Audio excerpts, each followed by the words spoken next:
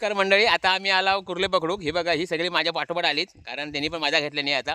आणि कुर्ले पकडला. कुर्ले किती आहेत हे बघा, 7-8 कुर्ले पकडले आहे, त्यासनी देणार आहे.